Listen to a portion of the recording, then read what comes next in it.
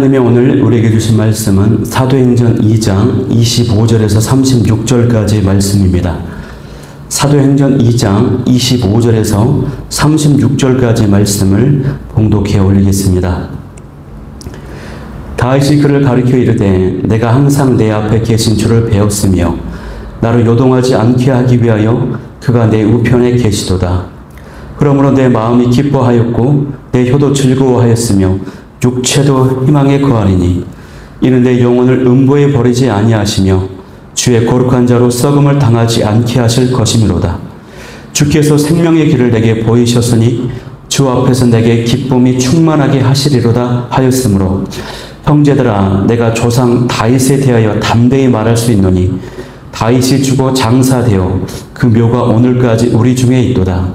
그는 선지자라 하나님이 이미 맹세하사 그 자손 중에서 한 사람을 그 위에 앉게 하리라 하심을 알고 미리 번거로 그리스도의 부활을 말하되 그가 음부에 버림이 되지 않고 그의 육신이 썩음을 당하지 아니하시리라 하더니 이 예수를 하나님이 살리신지라. 우리가 다 이 일의 증인이로다. 하나님의 오른손으로 예수를 높이심에 그가 약속하신 성령을 아버지께 받아서 너희가 보고 듣는 이것을 부어주셨느니라. 다윗은 하늘에 올라가지 못하였으나 친히 말하여 이르되 주께서 내 주에게 말씀하시기를 내가 내 원수로 내 발등상이 되게 하기까지 너는 내 우편에 앉아 있으라 하셨도다 하였으니 그런즉 이스라엘 온 집은 확실히 알지니 너희가 십자가에 못 박은 이 예수를 하나님이 주와 그리스도가 되게 하셨느니라 하니라. 아멘. 할렐루야. 저는 오늘 이 시간에 베드로의 설교 베드로의 설교 이 두 번째 시간 말씀을 나누도록 하겠습니다. 지난주 수요일 저녁에 이어서 오늘은 베드로의 설교 두 번째 시간입니다. 우리는 지난주 수요일 밤에 베드로의 설교에 어떠한 내용들이 있었는지에 대해서 나누었습니다. 베드로의 설교에는 크게 세 가지 내용이 들어있었다고 했지요.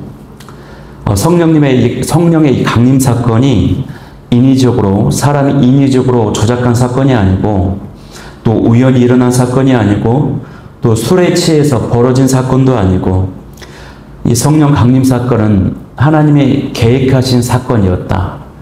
구약의 성경 요엘서 2장에 나타난 그 예언된 약속이 성취된 사건이었다라고 했습니다. 그리고 그 내용은 모든 육체에 하나님의 영인 성령이 부어지게 한다라고 하는 그런 내용이었고요. 또 이 성령 강림 사건은 예수 그리스도의 사건이다라고 하는 내용을 나누었습니다. 그래서 예수님에 대해서 베드로가 다시 소개하는데 그 내용이 무엇이었냐면 예수님의 삶과 사역에 대한 소개를 했고 또 예수님의 십자가의 죽으심에 대한 소개를 했고 그 다음에 예수님의 부활에 대해서 소개했습니다. 그래서 이 지난주 마지막에 살펴본 본문의 내용이 24절 내용으로 끝났습니다. 24절 내용이 하나님께서 그를 사망의 고통에서 풀어 살리셨으니 이는 그가 사망에 매어 있을 수 없었음이라 라고 이제 끝맺음을 했습니다. 이어서 오늘은 이 베드로 설교의 그 두 번째 시간인데요. 지난주에 부활에 대한 선언으로 끝이 났는데 오늘 본문에서는 그 부활 사건 역시도 구약 성경의 예언이 성취된 것이었다라고 보충해서 설명하는 내용입니다. 오늘의 설교 주제는요, 부활입니다. 부활.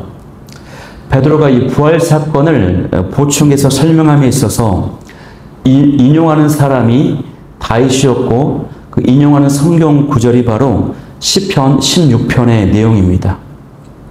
여기서 베드로가 말하고자 하는 바는요, 다윗이 시편 16편에서 고백한 그 내용은 다윗 자신에 대한 고백이 아니라 메시아의 부활에 관한 예언이었다고 하는 것입니다. 베드로는 먼저 다윗이 시편 16편 8절에서 11절에서 고백했던 내용을 상기시킵니다. 그 내용이 본문의 25절부터 28절까지의 내용이거든요. 시편 16편은 원래 메시아의 부활에 대해서 예언하고 있는 대표적인 기록입니다. 그런데 다윗은 내가 항상 내 앞에 계신 주를 배웠으며라고 하면서 이 시편 16편을 고백했는데 이것은 1차적으로 다윗 자신의 고백이었어요. 이 내가의 내는 다윗 자신을 말하는 것이고 내 앞에서의 그 내도 다윗 자신입니다. 그러나 이것을 베드로가 재해석을 하고 있는 것입니다. 어떻게 재해석을 하고 있나요? 내가의 내는 다윗이 아니라 바로 예수 그리스도라고 하는 것입니다. 내 앞에서의 이 내도 예수님이라고 하는 것이에요. 그러니까 다윗은 1차적으로는 다윗 자신의 신앙을 고백한 것이었지만 실상은 메시아의 모습과 메시아의 부활하심에 대해 예언한 것이었다라고 베드로가 밝히고 있는 것입니다. 베드로가 이렇게 자신 있게 말하는 이유는 뭐냐면 시편 16편의 내용을 보면은 26절에서 27절에서 오늘 본문의 그 내용에서 보듯이 육체가 음부에 떨어지고 육체가 음부에 떨어지지 않고 썩지 않을 것이라고 하는 내용이 있습니다. 바로 부활을 한다라고 하는 내용이죠.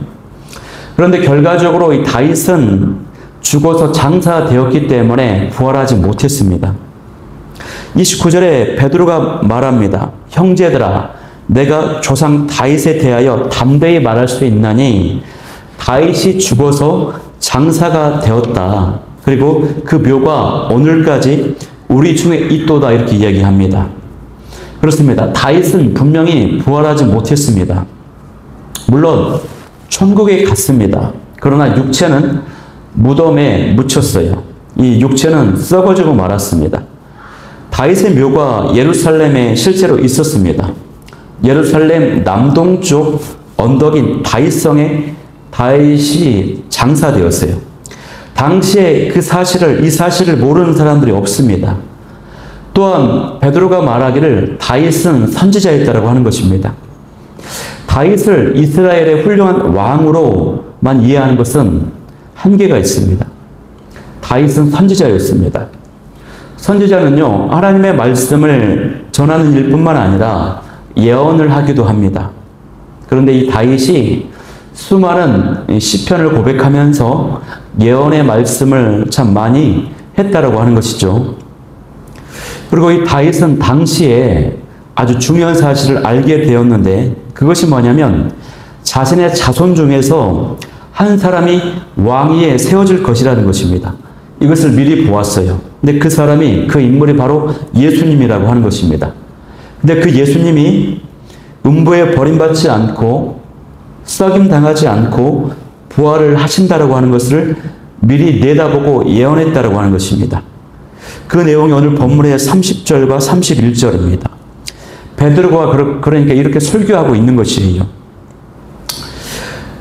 여러분, 시편 16편의 이 기록이요, 메시아의 부활에 관한 예언이고 그것을 다윗의 입을 통해 선언한 것이라고 하는 것은 오늘날에 이르러서야 신학이 발달되고 다양한 학자들의 어떤 연구와 어떤 학자들의 어떤 연구를 통해서 밝혀낼 수가 있는 것입니다. 그런데 당시 베드로가요, 이것을 간파할 수 있었다라고 하는 것은 베드로에게 영적인 눈이 열렸다라고 하는 것을 보여주는 것입니다. 성경을 보는 눈이 열린 것입니다. 이것이 무엇으로 그렇게 가능하게 되었을까요? 그것은 베드로가 성령의 충만함을 덧입었기 때문에 가능한 것입니다. 저와 여러분도 성령의 충만함을 덧입고 영적인 눈과 귀가 열려지는 은혜가 있기를 소망합니다. 그래서 성경 말씀을 읽을 때, 또 설교를 들을 때에 그 깊고 풍성한 하나님의 진리를 경험하고 깨닫고 발견하는 이런 은혜가 나타날 수 있기를 간절히 소망합니다. 시편 16편의 내용을 보면요, 다윗은 자신이 생명의 위협을 느끼는 순간에 이 시편을 썼습니다. 사울에게 쫓겨서 목숨의 위협을 당한다거나 또 불확실한 미래와 또 위험 속에 있을 때에 이 시편 16편을 썼던 것으로 보입니다. 그러니까 이 시편 16편의 내용이요, 예수님의 부활을 예언하는 내용인데, 그렇기 때문에 부활 직전의 상황에 계신 예수님의 어떤 모습이 들어있다라고도 볼 수가 있는 것입니다. 쉽게 말하면 이 시편 16편에는요, 예수님께서 평온한 상태의 모습이 아니라 십자가를 지고 계신 그 상황 가운데서 예수님이 어떠한 모습으로 계셨는지를 보여주는 기록이라고 하는 것입니다. 그러면 여러분, 십자가를 지고 계신 예수님께서 어떤 모습으로 지금 계십니까? 자, 이 고백을 다윗의 고백이 아니라 예수님의 고백으로 두고 한번 살펴보겠습니다.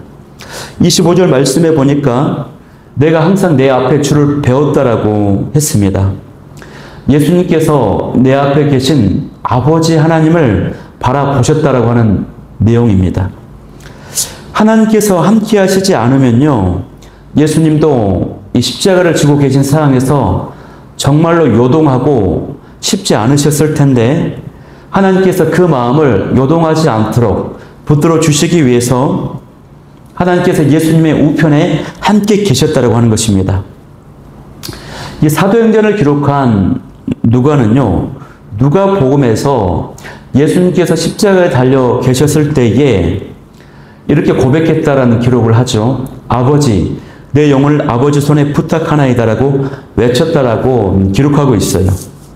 그런데 이 기록은요, 다른 복음서에는 없는 기록입니다.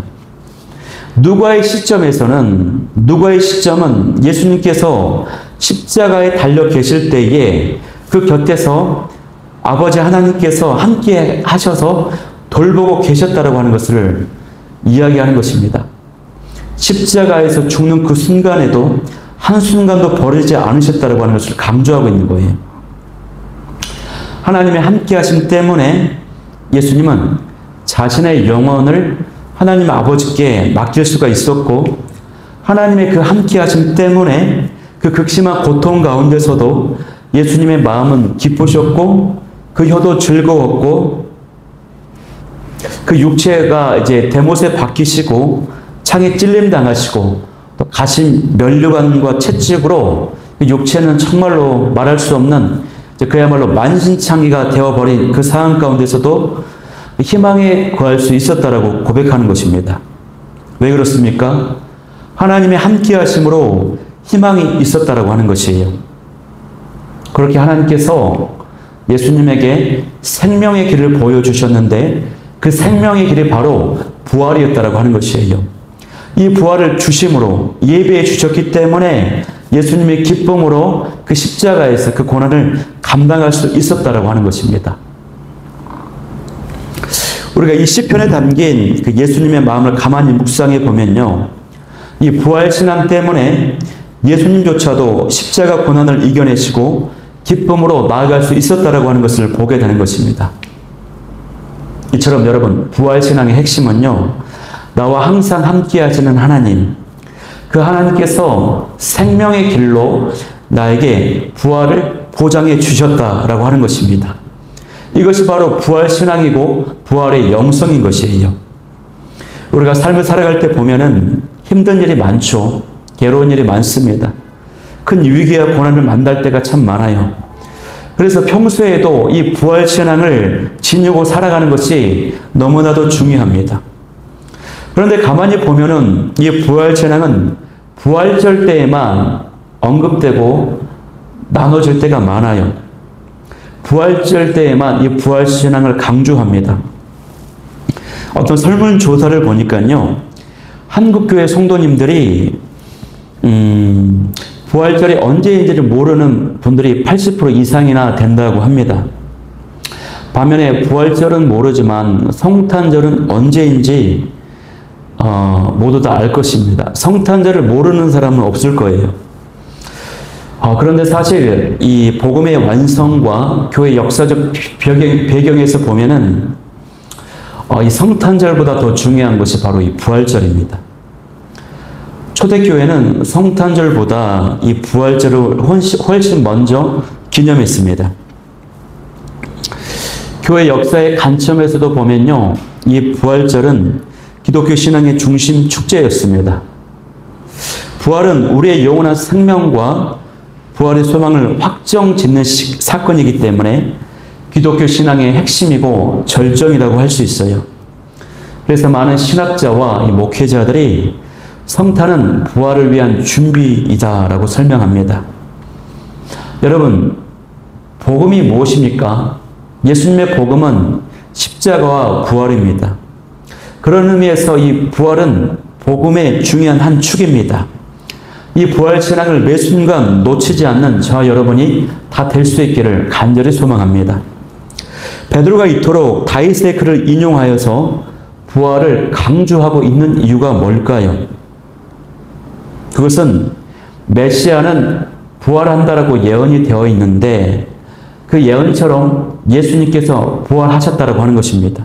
그러므로 예수님이 메시아가 확실하다라고 하는 것을 나타내 보여주고 있는 것이에요. 그래서 이 사실을 의심하지 말라는 것입니다. 예수님께서 부활하신 것을 우리가 다 보았다. 이 일에 우리가 다 증인이라고 하는 것이에요. 그 내용이 32절 말씀인데 32절 말씀을 한번 합독해 보겠습니다. 시작. 이 예수를 하나님이 살리신지라 우리가 다 이 일의 증인이로다. 아멘. 여러분은 예수님의 부활을 다 믿으시지요? 저는 놀라운 이야기를 들은 경험이 있는데요. 제가 잘 아는 권사님 중에 한 분이 중직자이신데 또 순장님이시기도 한데 부활이 안 믿어져서 굉장히 힘들어 하신다고 하는 소식을 들은 적이 있어요. 예수님의 탄생도 믿고 예수님의 십자가에서 죽으심도 믿고 예수님의 하나님의 아들이심과 또 구원자가 되신다고 하는 것을 믿어요. 그런데 예수님이 죽음에서 다시 사셨다고 하는 이 부활이 안 믿어진다고 하는 거예요. 그것을 믿으려고 노력도 해보았습니다. 의지를 드렸어요. 그런데 주변의 분위기 때문에 네네 그렇게 하고 인정을 하지만 마음속 깊숙한 곳에서는 그 부활이 정말 잘 믿어지지 않는다라고 솔직하게 고백을 하시더라고요. 그 이야기를 들으면서 참 이런 경우도 있구나 하고 놀란 적이 있습니다. 그런데 여러분 가만히 생각해 보니까요. 그도 그럴 것이 이것이 한국교회의 특징이더라고요. 한국교회는 예수님의 십자가와 이 고난당하심, 예수님의 고난과 구주되심과 십자가 이런 것들은 많이 언급하고 나눕니다. 이런 부분에 대한 말씀과 영성은 강해요. 그런데 반면에 부활하신 주님에 대한 영성이 많이 약하다고 하는 것을 제가 경험하게 되는 것입니다. 우스갯소리가 하나가 있는데 미국의 어떤 한 목사님께서 한국교회에 초청을 받아서 설교를 하러 오셨어요. 그런데 그 교회의 성도님들의 표정이 다 진지한 겁니다. 너무나도 이 표정이 무서웠대요. 마치 싸움하러 나온 사람들 같았다라고 하는 것이에요. 그래서 이 말씀을 마치고 나서 이 놀란 목사님이 그 교회 담임 목사님이 이렇게 여쭤봤대요. 한국 성도님들이 표정이 왜 이렇게 다들 진지하고 전투적입니까? 물어봤더니 그 담임 목사님이 언급결에 그것은요 한국교회 성도들이 예수님의 십자가와 고난을 많이 묵상하고 들어서 그렇습니다 라고 했다라고 하는 거예요. 그랬더니 이 미국 목사님이 그 얘기를 정말 진지하게 듣고서는 그렇다면 한국의 성도님들은 부활하신 예수님을 만나지 못했다라는 말입니까? 라고 되물었다라고 하는 것이에요.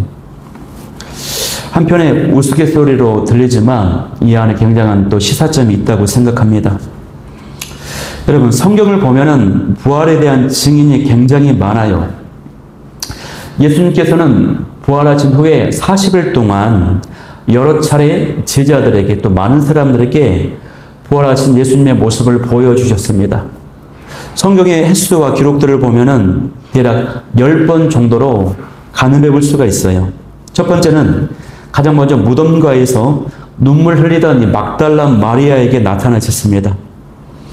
제자들 가운데 1등이라고 할 수 있는 1등 제자인 베드로에게 먼저 나타나지 않고 7 귀신 들렸다가 치유받았던 과거가 있었던 이 마리아에게 먼저 나타나셨다고 하는 것은 그 자체로 매우 큰 의미가 있다고 생각합니다.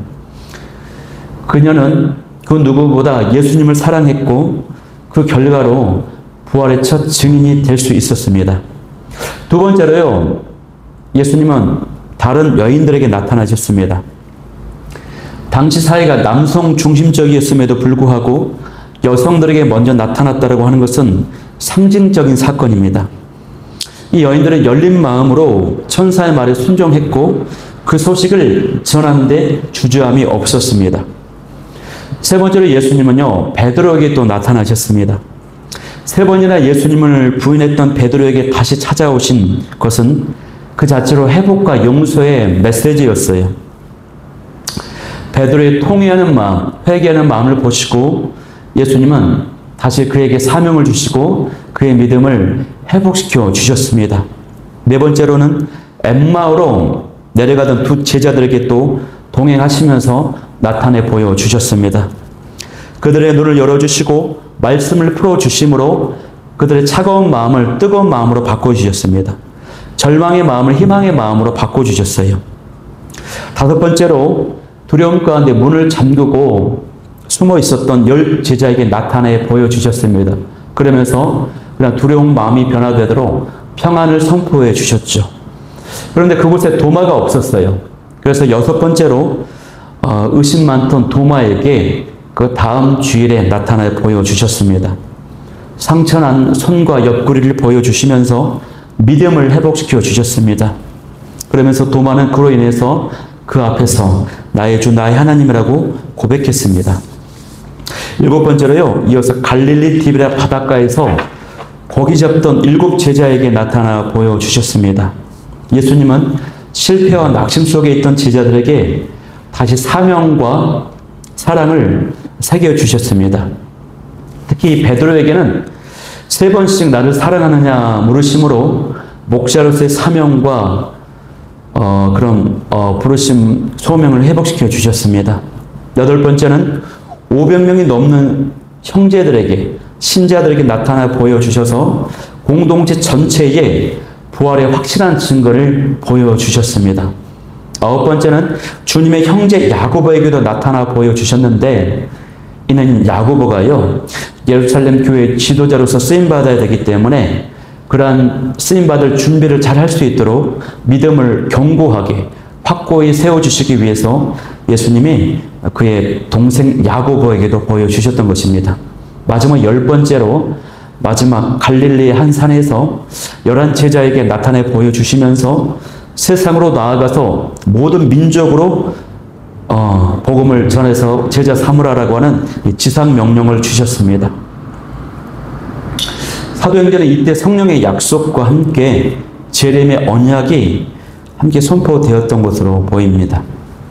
여러분, 이처럼 성경에는요, 예수님께서 부활하신 예수님의 모습을 여러 차례, 수차례 나타내 보여주셨어요. 그런데 우리가 성경 말씀을 대할 때 어떤 것은 믿고 어떤 것은 믿지 않고 그렇게 할 수는 없는 노릇이죠. 성경에 부활에 관한 증인이 이렇게 많은 것처럼 부활에 대한 믿음을 지닐 수 있기를 소망합니다. 부활하신 예수님께서 왜 이토록 자주 나타내 보여주셨습니까? 그 이유가 뭘까요? 그것은 첫 번째는 부활에 대한 믿음을 갖도록 하기 위함이고요. 두 번째는 부활의 증인으로서의 사명을 감당하도록 하기 위함이었습니다. 그렇기 때문에 우리가 부활하신 예수님을 믿지 않으면, 또 만나지 않으면 힘있는 신앙생활을 할 수 없습니다. 또 증인이 되는 사명을 감당할 수가 없어요. 그래서 예수님은 지금도 믿는 자들에게 부활하신 주님으로 자신을 나타내 보여주시고 만나 주십니다. 우리가 부활의 예수님을 새롭게 만날 때 우리의 믿음이 확고해지고 증인의 사명을 능력 있게 감당할 수가 있습니다. 그런데 왜 우리가 이 부활의 메시지를 왜 부활절에만 선포해야 되겠습니까? 오늘 이 베드로가 부활을 분명히 증명하면서 이 베드로의 설교 가운데 예수님의 부활에 대해서 담대히 선포하고 있는데요. 이 베드로의 설교 말씀을 통해서 부활의 기쁨을 새롭게 경험하고 부활의 증인으로 세상에 나아갈 수 있는 저와 여러분이 다 될 수 있기를 간절히 소망합니다. 베드로는 예수님의 이 부활을 담대하게 증언하면서요, 앞서 있었던 이 성령 강림의 사건을 예수님과 연결시킵니다. 그 내용이 33절의 내용인데요. 그 내용을 보면은 부활하신 예수님께서 앞서 경험한 마가 다락방에서 있었던 그 성령을 부어주셨다라고 이야기합니다. 이 33절의 기록에요, 여기에 삼위일체론적인 굉장히 의미 있는 내용이 나옵니다. 또 예수님의 성령을 하나님께 받아서 부어주셨다라고 기록되어 있어요. 굉장히 짧은 구절이지만 삼위일체의 관계를 잘 설명해주고 있고요. 또 성령님과 예수님은 항상 함께 가야 된다라고 하는 것을 보여주는 대목입니다. 예수님의 복음이 빠진 성령 사역은 있을 수가 없고요. 또 성령의 능력이 없는 복음 사역이 있어서는 안 되는 것입니다. 예수님의 이 복음과 또 성령의 사역은 함께 가야 된다고 하는 것을 보여주는 아주 중요한 33절의 말씀인 것입니다. 마지막으로 베드로는 이 34절 말씀을 보면요, 성경을 한 번 더 비슷한 방식으로 인용하는데요. 이번에는 시편 110편 1절 말씀을 인용하고 있습니다. 이 시편 110편도 마찬가지로 다윗의 고백인데요. 이 1절 말씀은 다시 왕으로서 승리자가 되어서 통치하는 것을 나타내 주는 말씀입니다. 왕으로서의 영광과 권위를 가지고 다스린다라고 하는 내용입니다. 베드로는 이 구절을 인용하면서 바로 예수님께서 이와 같다라고 하는 것을 밝히고 있는 것입니다. 즉, 유대인 너희들이 십자가에 못 박아 죽인 그 예수님을 하나님께서 부활시켜 주셨다. 그래서 이제 메시아가 되시고 만왕의 왕이 되셨다. 만왕의 왕 되신 예수님께서는 이제 하나님 우편에 앉아 계셔서 영광과 권능을 가지고 온 세상을 다스리시고 통치하신다. 자신을 대적했던 원수들도 모두 멸하시고 심판하실 것이다. 이 설교를 지금 하고 있는 것입니다. 이로써 베드로가요, 예수님의 승천까지 설교했습니다. 승천하셔서 어떻게 지금 계시는지, 다스리시고 통치하신다고 하는 것까지 베드로가 설교했습니다. 이런 그 베드로의 설교, 이 복음을요, 예수님을 모르는 모든 사람들이 듣게 되기를 간절히 소망합니다. 우리가 바로 이 베드로 같은 역할을 감당해야 될 줄 믿습니다. 여러분, 베드로가 성령에 사로잡혀서 이렇게 능력 있게 설교를 했기 때문에 예수님을 믿지 않고는 견딜 수가 있었겠습니까? 이 베드로의 설교에는요, 성부, 성자, 성령, 삼위일체 하나님이 다 들어있고요. 예수님의 사역과 삶과 예수님의 십자가와 죽으심, 부활, 승천이 모두 담겨 있고, 또 그 가운데 구약 성경을 인용하면서 복음이 다 녹아져 들어있어요. 만약에 이 설교가 사람의 머리에서 나온 설교라면 이렇게 설교할 수 있겠습니까? 이렇게 못합니다. 그야말로 베드로의 설교는요, 성령의 권능에 사로잡힌 설교였음이 분명합니다. 그래서 3,000명의 영혼들이 회개하고 예수님을 믿고 구원받는 역사가 나타나지 않았겠습니까? 이처럼 성령의 권능에 사로잡히게 될 때 우리에게 능력과 영향력이 나타나게 됩니다. 베드로와 같은 성령의 충만함을 덧입게 되기를 간절히 소망합니다. 그래서 우리가 기도하기를 원하는 것은요, 주님, 성령으로 충만케 하여 주옵소서, 그렇게 기도하며 나아갈 수 있기를 소망합니다. 오늘 지난주에 이어서 베드로의 두 번째 설교에 대해서 나눴습니다. 그리고 베드로의 설교에 오늘 나눴던 핵심은 부활이었습니다. 예수님의 부활. 이 말씀을 기억하면서 이 밤에 기도하기를 원하는 기도 제목 세 가지는, 첫 번째, 베드로처럼 성경 말씀이 열리는 은혜가 있게 하여 주옵소서. 두 번째는, 주님, 저도 예수님의 부활을 믿습니다. 부활 신앙으로 충만케 하여 주옵소서. 세 번째는, 베드로처럼 성령 충만함을 덧입어서 능력과 영향력이 나타나게 하여 주옵소서. 이 기도 제목 가지고 나아가는 저 여러분이 다 될 수 있기를 간절히 소망합니다.